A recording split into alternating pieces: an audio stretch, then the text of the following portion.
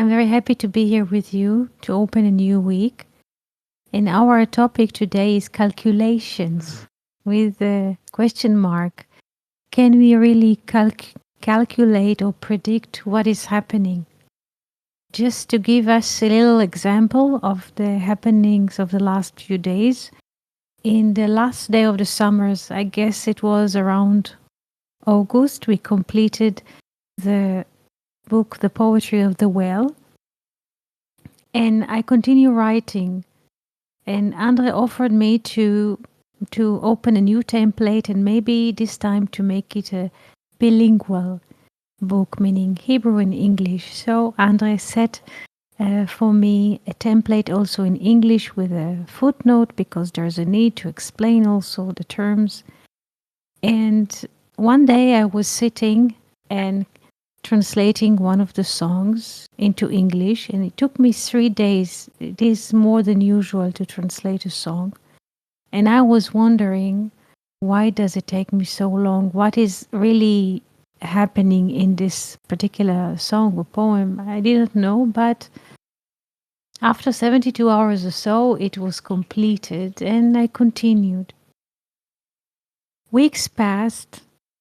And one evening after our conversations, I saw that Felipe is looking at Discord, seeing something that I posted 1 year ago in regarding to the Torah or the renewal of reading in the Torah. And I said to Felipe, there's, in a way, I felt that Felipe was looking for something, and I felt that maybe I can put on the table what he's looking for. And I was intended in my mind to bring this translation to English, which I made. But while talking to Felipe, I noticed that this English translation that I made does not really sound musically to me. And while speaking to Felipe, writing the exchange, I heard a music, and while hearing the music, I was composing a new text in English. But the theme was the same theme of the summer. And I sent the lyrics to Felipe with a recording. And this is the hand of faith that Felipe saw only the lyrics and started composing this beautiful song called Timeless Path. Why do I tell us all of this story? Because all of those stories, because we can never know, calculate, or predict what is really happening. Because it is impossible for us, being created creatures, to calculate infinite calculations and actions. And this story, in a way, is to tell us that we are only free in doing something. We can be in a moment and we can act, each and every one of us, according to his, let's say, decision or, let's say, sense in the moment, without knowing what life will bring with it. This is the only freedom that we have. We cannot calculate, we cannot predict. Usually people, when they go for life, they want to have a garant, they want to guarantee something, that something will happen in return. Yes, we cannot know because there's, let's say there is a block of time or there's an X component that in a way hides us, our eyes from seeing, and this is for the good. Yes, because we never know what we are doing and how things will develop, because we cannot also take into account why, let's say, 8 billion people will do, how their thoughts will be manifested in actions and feelings and movement and motion and notion. So it is impossible to know and to calculate. What we can do is act in the moment. But acting in the moment, again, will not guarantee us any, let's say, result that we are yearning for, because we really don't know what we are yearning for. Yes? So this is just to open the new week with this topic. If you have questions, you're more than welcome to ask or to share. How was your weekend? And good morning, Abigail. I'm so happy to see you here today. And Fernando and Felipe and Zeno. And I would like to congratulate you for the new songs that you are, in a way, releasing almost every day. This is so beautiful. Yes, Felipe, I see that you're writing. Yes, we are not really in control. This is correct. Yes, we cannot control, none of us, and this is very, in a way, good to open. None of us, being created creatures, limited in space and time, none of us have any control. Governments, yes, ministers, prime minister, president, CEOs, nobody knows. Nobody really knows. And this is the whole truth about our life, because nobody is really knowing anything and we're just playing in the moment and see what happens. This is why it is also clean. It is, in a way, very clear moment, because we don't carry any grudge, because there's no intention, so to speak, from the other side. Everybody's playing in the moment without knowing. Accepting our limits open us to infinite opportunities. This is it. This is it. That's correct. Yes.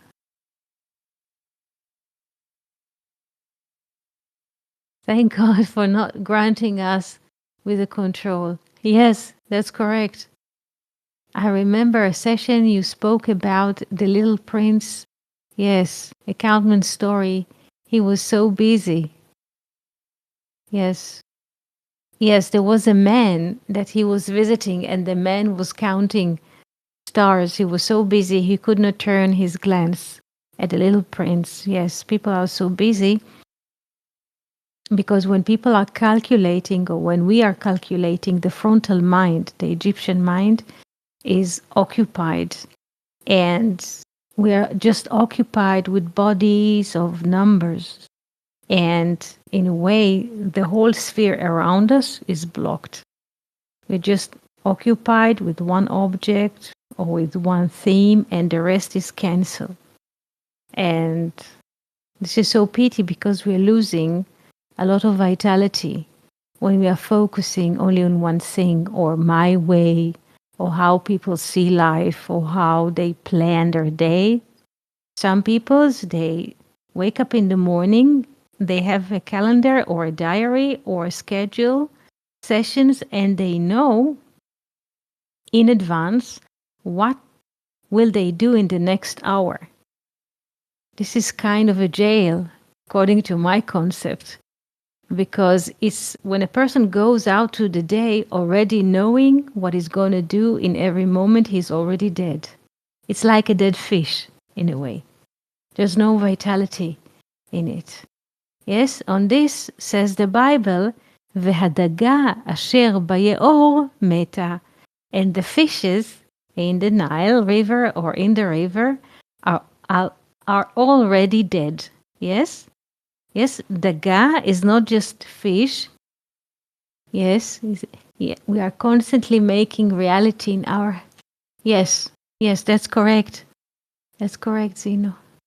Vehadaga, this is what the Bible says. Vehadaga asher bayeor meta. I would like to write us this in Hebrew and to explain. Vehadaga, daga is the fish. Shem kolel, like a general name. I wish I would have the Hebrew coming. Vehadaga asher bayeor. Yeor is the river, but also this is a flow of light. Asher bayeor meta. Daga comes from dag, but not just a fish. Daga, says Rabbi Ashlag, is from daga. Daga is like, if we add aleph, is daga. Daga is like worrying. So when people have dead worries, what will happen in the next moment to close the next moment with knowing is like a person who is feeding himself in a way with a dead matter. Yes, because he knows what he's going to do the next moment. But, and this is very interesting reading of the Bible, that some people who are already know what they're going to do, they nourish themselves from dead matter. Yes? While people who are alive, like Israel, this is the concept of Israel or the tree of life, they are being nourished from live fishes. Not live fishes as a fish, but the ga and the aga, the worry or their concern, or what occupies them, so to speak, is like living matters. What does or what makes people feel alive? This is creativity, writing, yes, composing, art. You know, art. I would say how expression. This is a true concern. A person who is already dead, he just calculating on calculating on calculating on the matter. This is a dead person. He might be alive. His heart might function, yes, and lungs, and he's breathing. But his mind is occupied with dead calculations. Like this man who counts stars in the Little Prince book. But people who are alive, yes, yes, that's correct. Constantly busy with accounting. But people who are alive in their spirit, what not occupy them, but what they are concerned, I would not even say concern, or what interests them or what they find interest in, is a living form of a movement, of creativity, of always being attending in the moment to see what is going on, being present. When we are being present at the moment, there is no calculation. Once we calculated, we are dead. When we are present in the moment, only in the mode of being, there isn't any calculation. And those who are alive are being present. They're not calculating. Many times when I would like to, I remember that I tried to initiate, let's say, meetings, and people told me on the phone, I cannot. I'm booked 4 weeks ahead. I cannot meet. We cannot meet. I'm booked to the future 4 weeks ahead. So there is no presence in the moment, and nothing new can come because people already booked. Yes? Yes. Talk to my assistant. Yes. I heard about a person who sent his friend a song. He wrote a song and he sent a song and he recorded and played the music, and he sent his friend abroad, and the friend comment was, I will look into it tomorrow or when I will have the time. So when a person responds like this, I will look into it later or listen to it later, it means he is not present in the moment. Yes? And in a way, there is no basis to continue, because one side is present, but the other one is not there. So how can we form a relationship with someone who's not there? Yes? So what does it mean to be alive? It means to be present in the moment and not calculate. Because our mind, which not mind but brains, our brains are mechanicals, bodies inside of our head, and they're always calculating. This is what they do. This is the machine. The machine needs to eat figures, numbers, and so. And when there's a moment of peace, The brain starts to bug us. Give me some food, give me calculation. Yes, I would like to calculate, I would like to predict, I would like to know, like a dog. The brain is always barks like a dog. In Hebrew, have, give me database. I'm hungry. And the more we feed the brain with database, the more hungrier it is getting. Yes? And then we feed the brain, the mechanical brain, with more data, and we become upset because it's a lie. And suddenly we feel sadness in the heart and disharmony. Why? Because we feed the mechanical component inside of ourselves, not the spirit, which is the heart. And this is what life is about, to nourish the heart, which is an inner organ. We limit reality based on our understanding, which is, well, limited. Yes, that's correct. Which is limited. True. So, what is to be present in the moment? Not to have any calculations, not to worry about what will happen in the future, what happened in the past. Anyway, we don't have control. We did not, in a way, created ourselves. When a baby is born, he's born to a certain, let's say, family, father or mother, yes, with a certain genes and certain conditions, language, geographical, let's say, territory, I would say traditions, or how things are accepted in society. He gets conditions in schools, in university, in a chapel, yes, or in the temple, in the church, what people expect. And all of those things are creating a certain worldview in his mind. So we're not really free, because once a baby is born to this life, and he's born to a certain family with certain conditions, this child is subjected to those conditions. If he is born in France, he will speak French. If he is born in Germany, I believe he will speak German. And so we did not create those conditions. This is why we are, in a way, free of control of things, because we did not bring ourselves to be, in a way, present in a moment. When we evidencing a moment, we did not bring ourselves to this moment. We are educated that we are in charge and we are in control, and this is why we also can be punished. Yes? But this is not right. This is how societies are organizing themselves. But this is not right, because we did not create these infinite conditions that brought humanity until this moment. In a sense, if we don't have control over the outcomes, we are also free from responsibility. Of course. Of course. Yes. That's correct. We are free from responsibility. Yes. This is interesting, because responsibility in Hebrew, very interesting, achrayut, achrayut comes from acher, the other. Yes?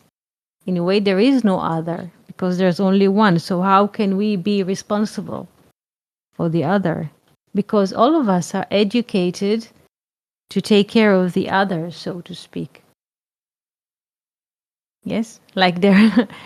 But this is not true. We're not responsible, because there is no other. There's only one. There's only oneness. In our mind, yes, we can see different individuals or separated individuals, because this is how our mechanical brain, in a way, informs us that we are separated individuals. Yes, but this is not so. This is not so. We feel separated because each and every one of us has a head, hands, and feet, and we feel like organism that walks by himself in this life. Yes, but there is a control center outside of us that, in a way, causes all of us to inhale, to pulsate, to walk, to think, and so on. It doesn't come from us. We don't have a control center like NASA. We don't have it. No. And the more we recognize the fact that we are not in charge and we are not responsible to what is happening, the more free and light-hearted we can walk in life. And we can dispose or lay down this, let's say, heavy building of responsibility that we grew up with. Or it was thrown at us when we were children. You are in charge of this and that. Because this is not true. This is really not true. Because every born creature, he's already born, whether it's a cat or a human, he is born with the characteristics or with a timeline, how long he will live, in what conditions, and so. This is not in our hands. This has been already determined, yes, before we were born. Yes, and this notion gives a great relief and a great freedom. Yes, if the beginning and the end is not in our hand, why would the middle be? That's correct. That's correct. Of course, which is this moment is the middle. Yes, yes. And this is a great freedom. This is a great freedom to know that we did not term the moment of birth and not the other side of birth. It frees us, also gives us freedom in the moment to be, and we can, in a way, not to make decisions, but we can go through life with a light-hearted feeling, not with the notion that everyone there is trying to get me or go against me, because there isn't such a concept. Everybody equally doesn't know what is going to happen the next moment, from the president until the last cat in the neighborhood. Nobody knows. Yes. And if we have this relief that we are not responsible for what is happening because we don't know, so we are free, not just we are free in the moment, but we are free to be who we are or what comes at the moment. If a music comes, it's free. We are free to record it, we are free to sing it, we are free to write a poem, we are free to send it to friends or to post it somewhere, because we're not calculating. We don't build up, let's say, a persona. Yes, we don't go out to the world and we would like to make from this figurine a musical star. No, to act from freedom. I don't recognize any other joy, yes, or happiness, to act from freedom. Because there is no heaviness.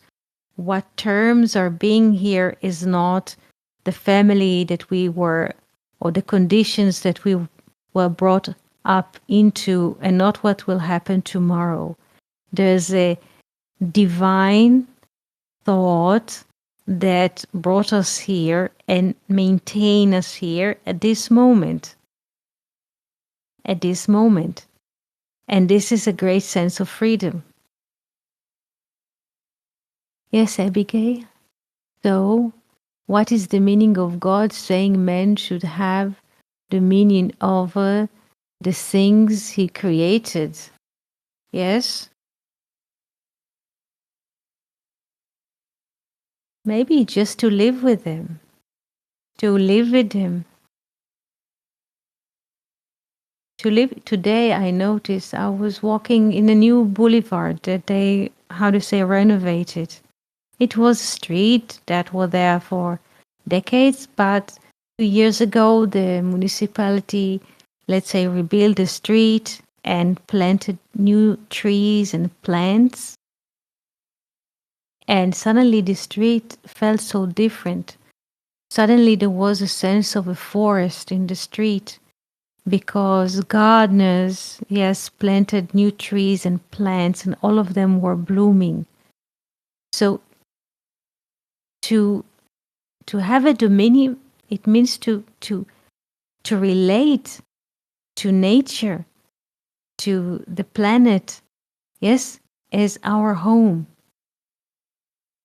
and to behave in nature as if it was our home, meaning to take care of it.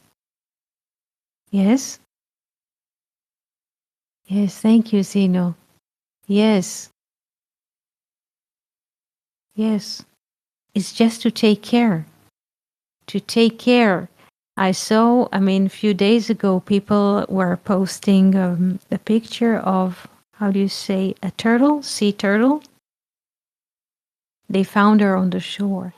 So people notice she needs help. She comes to lay eggs. So people notice that she needs help. So they call the people from nature reserve and they come and help her. The same happened with the seal. So it means to take care of each animal, of each fish, dolphin. If it is possible to take care of a tree, of a cat, of a plant, because it's our home, not the four walls or four walls of a room is my home. The whole oikos, the whole, let's say, planet Earth is our home. Today I saw two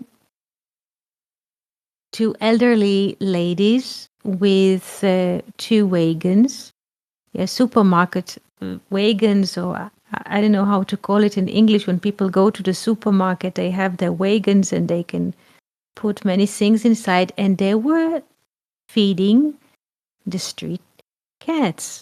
Each one was having like 10 liters of food for cats, and they just were walking, yes, and just feeding every few centimeters every cat in the street. So they're feeding the cats. The cats have enough to eat. They don't need to fight over the food. They don't need to go to the trash cans and get dirty. And when they have a good health, the cats, they can find, let's say, mice or snakes and protect the people, because this is the cycle of nature. So one person who turns to nature and take care of it, this is a chain of actions. So those ladies were feeding the cats, and the cats are happy, and they have peace, and they have content, and they will do as they were commanded, and they will take care of nature too. So this is harmonious chain of behavior. Yes, they are translated this verse as dominion. Yes, dominion, shopping carts. Yes, thank you, Dino. Yes, Fernando. Interestingly, the people that care for turtles here in Brazil are called Tamar Project, just like the Tomer Devorah. Yes, that is related to the mercy attributes. Yes, yes, yes, Abigail. We lost one of our dogs last Wednesday, and one of my kids said, her time has expired. Immediately I came to the realization, Yes, in a way, yes, everyone, every creature that has been born or was born has expiring date. Once there is a birth, there is appearance in time. And there's like time spans that every creature born creature has on this planet. And then when this time passes or expires, the appearance stays, the caste stays, and the soul is free, returning to its maker. Children often have a way of seeing reality for what it is without all the baggage of opinions and yes, etiquette. Yes, yes, that's correct. That's correct. Children have very simple mindset. They feel life from the inside. They're not capturing yes all those distortions and what society does. So this expiring date and this is over and this is very simple. Yes, it is beautiful to accept truth as it is.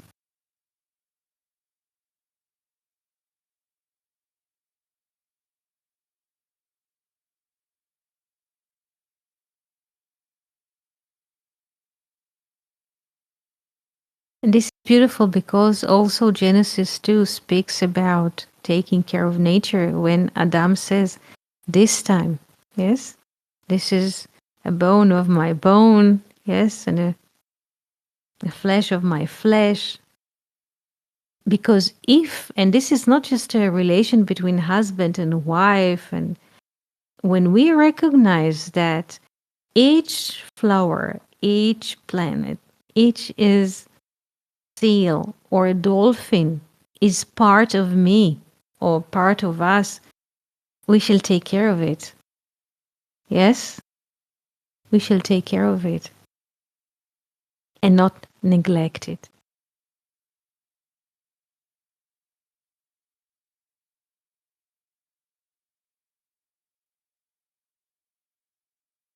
And why Adam says this time, Hapa Amzot, this is a bone of my bone, because at the first time, at the first appearance here, a person is like a baby.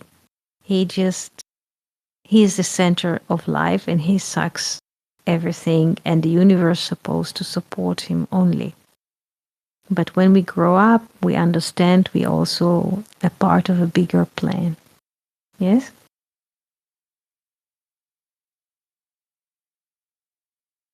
If we see the world as an extension of ourselves instead of an other, we will naturally take care of it. This is excellent because it's not other, it's who we are. It is who we are. The world is who we are.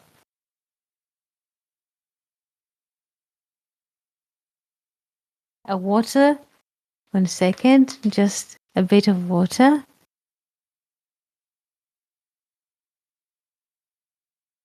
In the same manner, when we walk in the city and we see human behavior of any kind, usually the tendency to think he or she behaves like this, wrong or right, up or down. The instinct is to judge the person in front. It doesn't matter what they do because it's not me. So immediately comes judgment. But if we go to life and every person that appears in the street or in the bus is a part of this beautiful planet Earth, there is no rivalry and we don't judge them. I noticed in the boulevard today they were making like renovation work, and they renovate something and one plant was smashed. So I looked at the plant to see what is going on. While I was observing the plant, the two ladies came and there was no problem. I put a bike there and they put their wagons there close to each other, but they did not interfere. They were just feeding the cat. I looked at the plant and there was no rivalry. How do you say? There was no battle. They were turning to life and feeding in a way life. I was looking at the plant to see what is happening. And we were looking into nature, maybe take care of it, maybe just observing it. But there was no sense of rivalry or there's the other there, because life was dear for all of us in the moment. It is so dear, especially in those days here in Israel. There's a long war at the moment that who knows how long it's gonna be. So every moment is really matter. Is every moment that we breathe here, we appreciate it because we don't know what's gonna happen. So this appreciation for life is very much felt on the street, on people's behavior.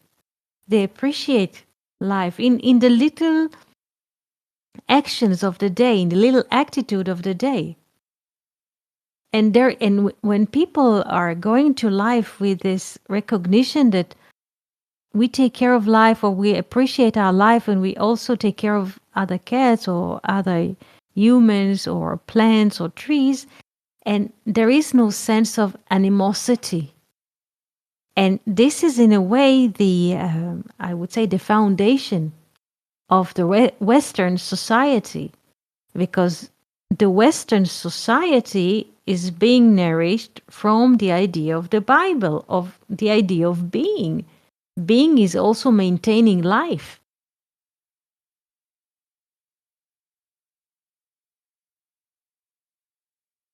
Yes, yes. In certain parts, yes, of this planet, there are certain societies who don't care about nature, about life. They living on the sword. Yes. So, and this is the war we are facing now at the moment, unfortunately. Yes. When people do not want to consider reason and nature and life as values. But luckily, there is a reason. All our lives here, the universe, everything is based on reason. Everything. We look at the law of nature, the law of physics, everything in a way has a reason. And we can see the beauty in every flower, in every apple, in every vine. Yes, because there's highly intelligent reason in every created plant and living form. So when we open to recognize it, we see the inner, deeper thought in it, and the instinct is to follow this intelligence because it's a form of communication. Because this world is so beautiful, all its trees and plants and animals, it's just they work in beautiful or exist in beautiful harmony. So when we look at it, we would like to maintain this life. And this is, in a way, the law or the foundation of the Bible. Yes, I saw an interview with veterans of the Lebanese Civil War. One of the old men said, "We were mistaken. It is so easy to destroy, but you can't build anything with a gun." That's correct. Yes, that's correct. It takes a lot of time to build and a lot of patience. To destroy, with one kick, let's say a child in a kindergarten, it takes him a few hours to build. Yes, a building from bricks or from Lego or from something. Yes, but in one kick, yes, he can demolish everything. So we can learn a lot from it, because building, yes, is a long term thinking. We speak a lot about Arich Anpin of the Zohar, the long face or the long perspective of wisdom, to build a society, to build a civilization. This is a long, yes, time process. This is to think of years ahead. Education, it takes years. But this is how we build society. We invest in children in a notion that one day or through the process of life, they will be adult that will take care of nature too and will take care of nature of life.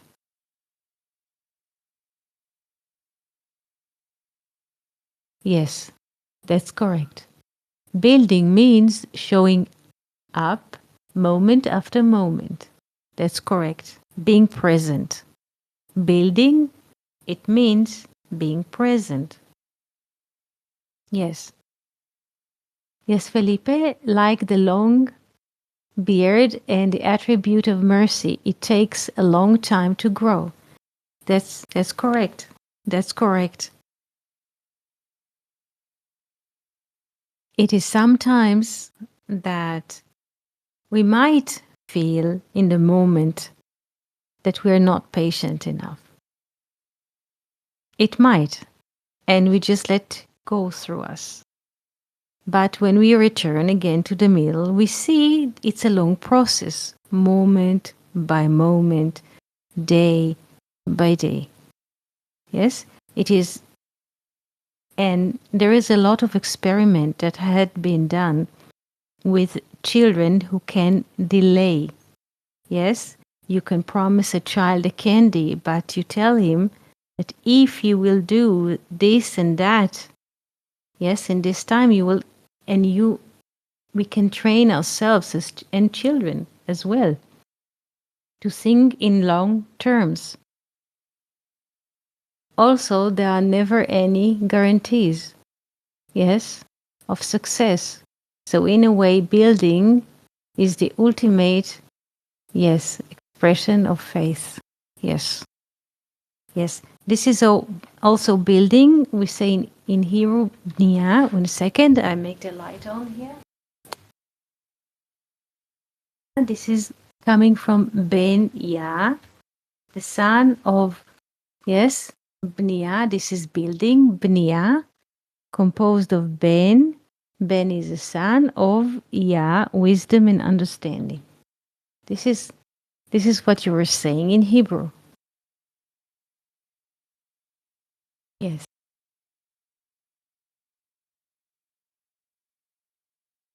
We build because we have faith. Yes, that one day it will stand. Day by day, hour by hour.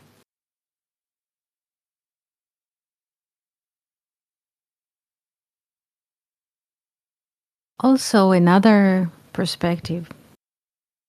We are educated to think in a way in goals, like to shoot an arrow.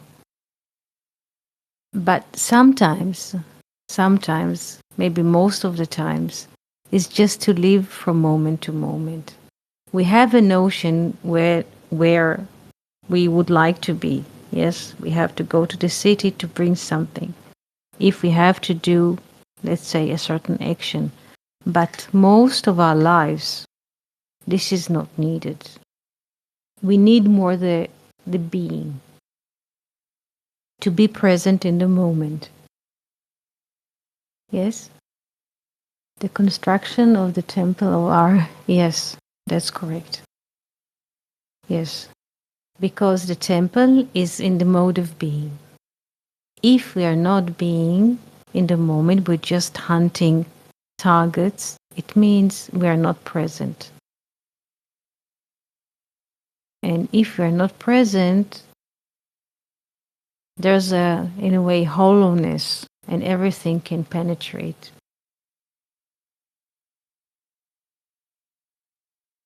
Yes, the temples of the heart. Yes, the brothers.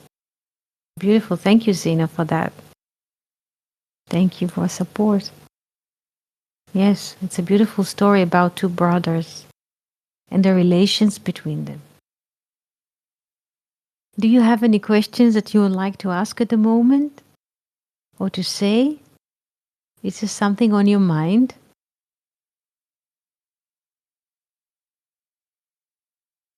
Be happy to see or to hear you if you have something to say.